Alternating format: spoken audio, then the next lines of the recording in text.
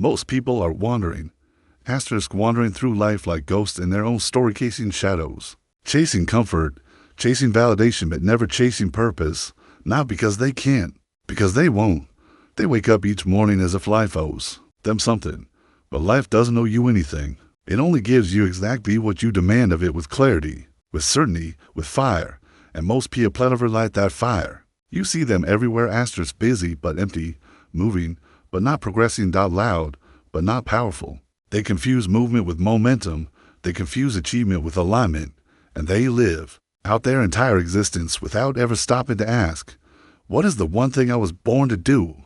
That question separates the powerful from the passive. It divides the creators from the consumers. It builds the empire of a Carnegie and destroys the doubt of the timid. Because a man or woman with definite purpose is more powerful than a million who are uncertain. Most people have none, and that is why they suffer. Definite purpose doesn't begin in the world. It begins in the mind. In the deep, almost sacred silence where a person confronts their own mediocrity and says, no more. Henry Ford was not the smartest man in the room, but he had something few men dared to develop, an unwavering certainty in what he came to do. He did not wait for permission. He did not seek applause. He moved in a straight line, relentless, focused, and obsessed. That is what purpose does. It filters out the noise. It cleans the clutter of distraction, and it turns the mind into a laser. Most people never access this state because they believe the lie that purpose is something you find. It's not. Purpose is not found. It is forged. It is chosen. It is burned into your spirit through decision, discipline, and desire. And without it, your mind becomes a trap, a loop, a prison of good intentions and unfulfilled potential. That is the great tragedy of our age. We are flooded with information, but starved of intention. We know everything except what we're here to do. Belief. But belief is the spark, the first breath that awakens your purpose from sleep. Andrew Carnegie once said, anything in life worth having is worth working for. But he didn't just work, he believed. Before he had a fortune, he had faith. Before he had the steel empire, he had a burning obsession with impact. Belief is not wishful thinking. It is not chanting empty affirmations in a mirror. It is the inner contract you make with yourself that no matter the storms, you will not fold. Because you believe in the purpose that chose you, even when the world doubts you. Especially when the world doubts you. Walt Disney was laughed out of more rooms than most people will ever enter. He was called a dreamer, a fool, a failure. But he knew something they didn't. He had a vision that lived so vividly inside of him that no rejection could silence it. That's belief, unshakable, unbreakable, borderline irrational. The world bends to those who believe with intensity. Because belief backed by purpose creates energy, and energy moves the universe. If belief is the fuel, clarity is the map. You cannot hit a target you cannot see. You cannot command your mind to create what your heart has never defined. So ask yourself, where are you going? What exactly does it look like? Who will you become once you arrive? Most people avoid these questions because they're afraid of the answers. Because clarity kills the illusion. Once you become clear, you no longer have the luxury of distraction. You can't hide behind excuses or time or trends. When Edison set out to invent the light bulb, he didn't tinker aimlessly. He was precise. 10,000 failures, but one vision, one purpose that consumed him until he made the impossible inevitable. That is the power of clarity. It gives your purpose a face, a form, a future. Without clarity, you're just hoping. With clarity, you are building. Discipline, and nothing is built without discipline. Purpose without discipline is just fantasy. It's an idea without muscle, a dream without legs. Discipline is the steel spine of your purpose. It's what drags you out of bed when your emotions try to seduce you into staying soft. It's what keeps you focused when the world throws you a buffet of distractions. It's what turns your goals into non-negotiable. Napoleon Hill wrote, discipline comes through self-control. This means that one must control all negative qualities. Before you can control conditions, you must first control yourself. How many people do you know who can truly say they control themselves? Their thoughts, their habits, their time. Without discipline, there is no freedom, there is no greatness, there is no purpose lived out loud. Action discipline without action is just stored potential. And potential means nothing without execution. The world doesn't pay for what you could do. It pays for what you do, what you ship, what you build, what you move. Definite purpose demands movement, Not frantic, scattered effort, but intentional, deliberate, unstoppable action. Thomas Edison didn't wait for the right mood to work. He didn't check if Mercury was in retrograde. He didn't let his emotions vote. He acted, day after day after day, until the laws of nature surrendered to the weight of his will. That's how all great things are built, by consistent, aligned, unrelenting action in the direction of your definite aim. The world is full of talented people paralyzed by perfection, dreamers trapped in the fantasy of potential, but it is the doer who rewrites reality, the one who moves forward when he's tired, the one who takes the first step without seeing the whole staircase. If you wait until you're ready, you'll be waiting forever. Purpose doesn't require permission, it requires action. Gratitude of it even in the fire of ambition. Don't forget this. Gratitude is your grounding. Not the passive kind that whispers I'm thankful once a year, but the kind that wakes up every day and honors the opportunity to build. Most people resent the grind because they've forgotten what a gift it is to have a dream at all, to have breath, to have choice, to have even the chance to move toward your calling. Gratitude is power. It softens your frustration, but sharpens your focus.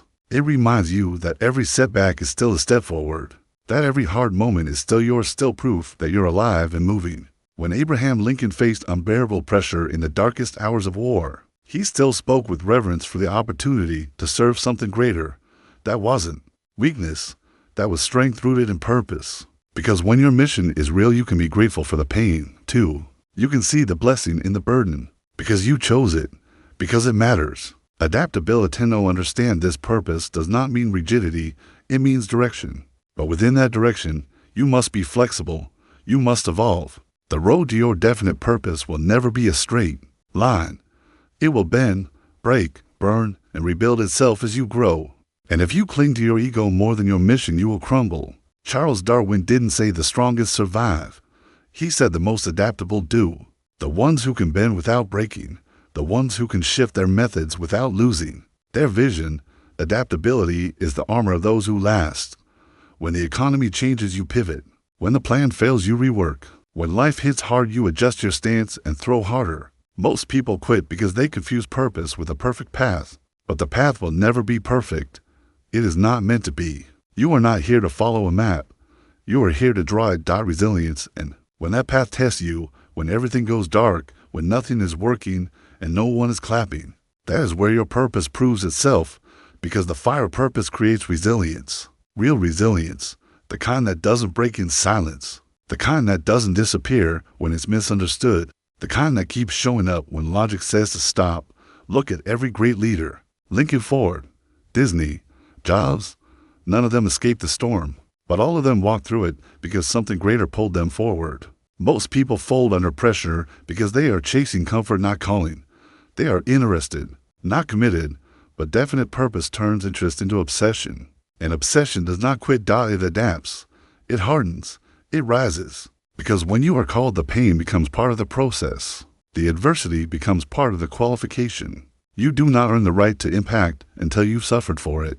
Learning and mastery bit even with resilience. Even with obsession, you will remain powerless if you refuse to learn. Purpose does not reward arrogance. It rewards mastery, and mastery is born from humility. The greatest minds in history were students. First, Edison read endlessly. Carnegie surrounded himself with thinkers, not flatterers. Lincoln largely self-taught, read law books by candlelight, because the fire inside him was brighter than any flame around him. You must become addicted to learning, not as a hobby. As a duty, because when your purpose is real, you don't have the luxury of staying average. And make no mistake, most people will choose ignorance over discomfort. They'll protect their ego instead of sharpening their edge. They'll say things like, that's just how I am, and remain stuck exactly where they are. But I must become what your mission requires. You must outgrow your excuses. You must demand more of your mind. You must earn your seat at the table by knowing more, doing more, becoming more. Purpose doesn't hand itself to you. It requires that you rise to its level. And you rise by learning relentlessly. Obsession. There's a moment when purpose stops being a nice idea and becomes a necessity. When the thing you once casually thought about becomes the only thing you can imagine doing. That's the moment your purpose evolves into obsession, and that's where greatness lives. The average hate this word. They've been taught to fear obsession. To stay balanced, to take it easy, to not want it too much. But the ones who change the world, they are all obsessed. They are the ones who think about it when they wake up, dream about it when they sleep, and build it when no one is watching. Michelangelo didn't casually sculpt David. He obsessed over every curve, every detail, and every divine inch of stone. Jobs didn't build Apple part-time. He poured his soul into it. You will never create anything meaningful with a casual mindset. Purpose requires that you go all in, that you drown the distractions, silence the doubters, and pour everything you are into everything you do. You're not here to be lukewarm. You're not here to be tolerated. You're here to become Ferretto blaze, a trail so hot, so undeniable, that your very existence commands the world to notice. Faith in the invisible, but purpose also lives in the unseen. It requires faith, not blind belief, but a radical trust that your vision is already real. Even when no one else sees it yet, you must see it before it exists, speak it before it's popular, build it before it's safe. When Walt Disney stood before the swampland that would one day become Disney World, he was already there in his mind, long before it had rides, gates, or roads saw it. Clearly, defiantly, with conviction. This is what separates the visionary from the victim. The visionary holds their purpose in their heart as fact even when reality still says impossible. You must believe before the applause. Act before the reward.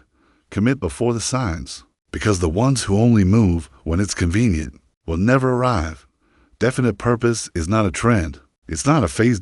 It's a truth, and the truth doesn't wait for evidence. The climactic rise, final push. So now I ask y'all, what are you here for? No more vague answers. No more soft excuses. No more hoping that something might work out. That's not power. That's prison. You are not here to survive. You are not here to drift. You are not here to blend in with the uninspired masses who live without direction. You are here to move something. To build something. To become something that only you can become. But it starts with a decision. The moment when you stop asking the world for permission and claim your calling out loud. With force. With no apologies. The moment you say, this is who I am. This is what I came to do.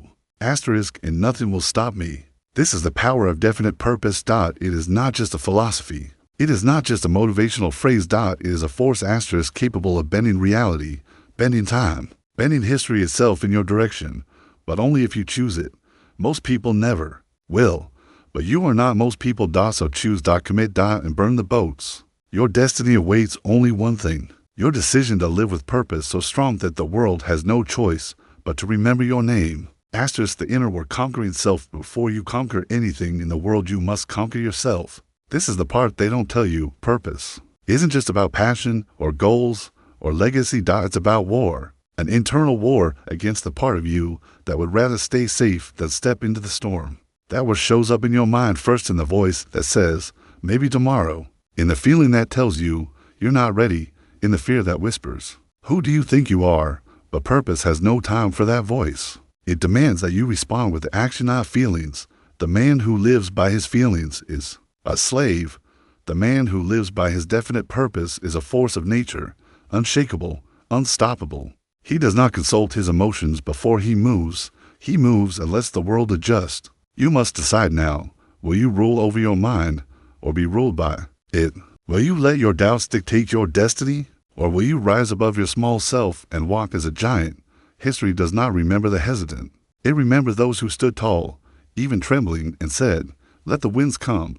I was born for this. The standard you set. Your purpose will only rise to the level of your standards. Do you want to know what a man truly values? Look at what he tolerates. If you tolerate mediocrity, you cannot walk with purpose. If you tolerate chaos in your habits, weakness in your focus, or excuses in your execution, then you are not yet ready. Definite purpose is not just what you say you want. It's what you demand of yourself every day. Andrew Carnegie didn't stumble into wealth. He demanded precision from himself. He expected excellence. He surrounded himself with the best minds, not because he was insecure of it, because he refused to be anything less than world class. That's the standard, and that standard is a choice. It is a line you draw on once drawn.